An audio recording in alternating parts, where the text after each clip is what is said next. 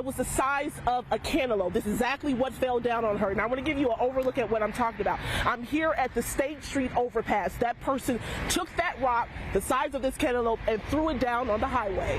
I want you to take a look at this home. The porch is severely damaged. You can even see inside the home. Now, 19 News investigates. We did pull the incident report. We learned the suspect used a flammable liquid to start the fire. This is where that car came barreling through, pushing everything to the front. It is boarded up now, but inside, so much damage, so much work to be done, and the owner is simply heartbroken. Now, if you look down, my boots are mostly covered. So this is the story out here today. On every street, people are shoveling, snow plowing, getting the snow out of their driveway. We are in the exact same spot we were yesterday when that explosion went off, but just over my shoulder, you can see that white house with the green roofing. There is no smoke right now. However, I do want to stress the evacuation order is still in place. We're live here on Pearl Road in Altoona where that deadly crash happened. Debris left behind, a painful reminder of the victim, 21-year-old Janet Reyes. I have not gotten a truthful story of what happened to my son.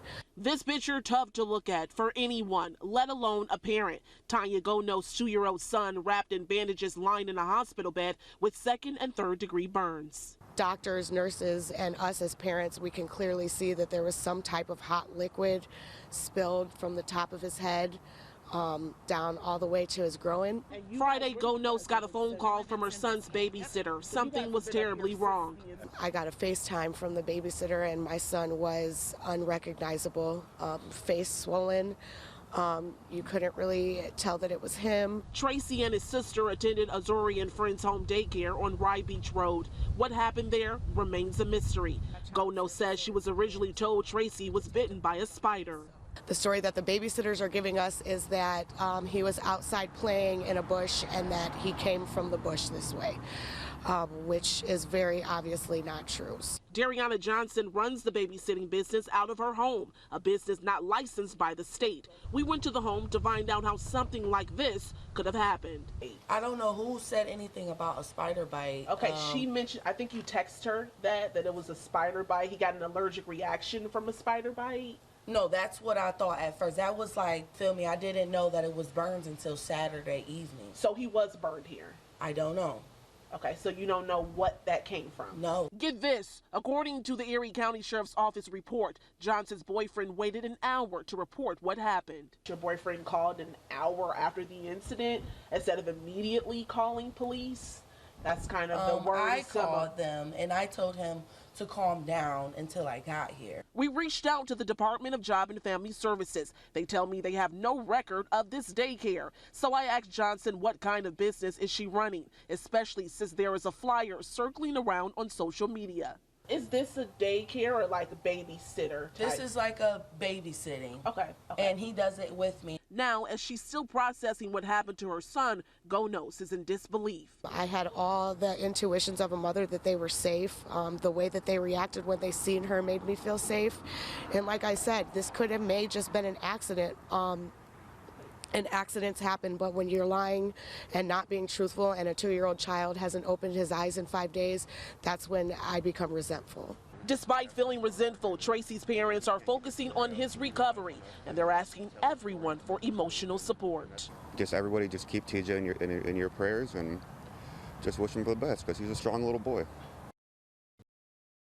You're getting in a fight with other people. Oh, I was trying to leave. It's no question that's a familiar face. Newburgh Heights Mayor-elect Trevor Elkins just got down and dirty outside a 49th Street Tavern early Friday morning. An argument that started inside the Cuyahoga Heights bar turned into a full-out brawl. He threw a punch. Did he hit you, man? Didn't hit me. Well, he did eventually hit me. Hit me on ground. He actually attacked this gentleman. He attacked this gentleman. It's all. I'm sure it's all on video. According to the police report obtained by 19 News, video shows Elkins aggressively talking to a man he's had a feud with for years. Elkins shoves the guy. The two ended up in a shoving match. Elkins' buddy jumps in between the two. Elkins is punched not once, but twice. Eventually, police show up and cooler head prevail. To get his side of the story, I stopped by Elkins' home. He claims it was a private matter that turned public and unfortunately violent. I'm a little disappointed they got to where it was, you know, but there's been bad blood with this individual for years. He's a property owner in the village here. He doesn't like to maintain his property values and his property code, rather. We all make mistakes. You know, he lost his temper, I lost my temper. This isn't the first time Elkins has been in the middle of drama. He pleaded guilty last year to campaign finance related crimes and served time in jail. He was forced to resign then as mayor, but even after that, voters in Newburgh Heights overwhelmingly elected him back into office. Now this. I wish it hadn't happened. It did. In the end, all three were cited, including Elkins. He tells me he hopes he can be cordial with those parties in the future. In Cuyahoga Heights, Winnie, 19 News. I come in this country, I work hard every day. It's not right.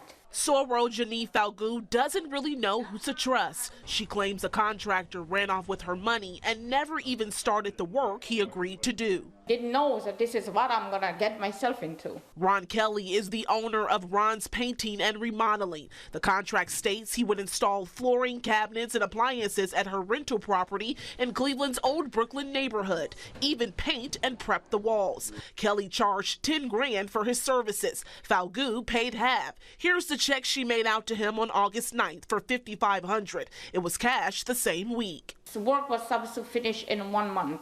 Well, here it is 2 months later, and the house is still not ready. I tried to contact this guy. My son contacted him. He's not reaching out to nobody. When he was in the hospital, and then my son said, listen, you got 24 hours to respond to our calls. He never did. At that point, she tried to get her money back from the bank. No luck. They said they can't because I signed the check. So she lost $5,500 plus rent money from the new tenants who were set to move in on October 1st. I'm paying taxes, I'm paying insurance, I have to pay bills in here. So my tenants usually cover, I have to cover it. We stopped by Kelly's home, no answer. Hello? We called. The caller claims we have the wrong number. I just got this phone number like a week or two ago. Okay. You're the third person. Some lady asked me if I could give her an estimate last week, too. I emailed him. I also doubled back to Falgout to confirm that number. These text messages between Falgout and Kelly confirm he received the check and was set to do the job. He took it, and was my work get done? Nope. Do you remember this shocking video? 19 News first showed you this back in July. A worker at a beautiful child's preschool and daycare in Akron seen pushing 8-year-old Kason Benson up a ramp, shoving him so hard he fell into a wall. The worker slightly dragged him at one point. Employees claim he was misbehaving, almost running into oncoming traffic, which is what they say led to the worker being forceful and trying to restrain him. Well, that worker has now been fired. Definitely relieved just to know that it can't happen to someone else's kid. After the incident, Casey's mom, Kamisha Petty, was hoping criminal charges would be filed, especially since Kason suffered a concussion. Instead, the city's prosecutor said there is insufficient evidence to support a charge at this time. I'm still angry about that. She basically said that she didn't believe that it was child abuse. She didn't see anything wrong in her actions. However, the Ohio Department of Job and Family Services conducted its own investigation. 19 News dug up the report. We found out the department believes child abuse was present in this case. It says, quote, it was determined that a child care staff member had abused, endangered, or neglected a child. The individual needs to be released from employment immediately. Kind of a little small win for us there. The document goes on to say the fence or natural barrier was determined to present an immediate risk for a child to be able to leave the playground, which explains how little Kason got away from the daycare. They got him before he even got anywhere near the street. 19 News works to get every side to the story. So we stopped by the daycare today for the third time in 3 months looking for comment. There were no kids outside, but we noticed the gate was open.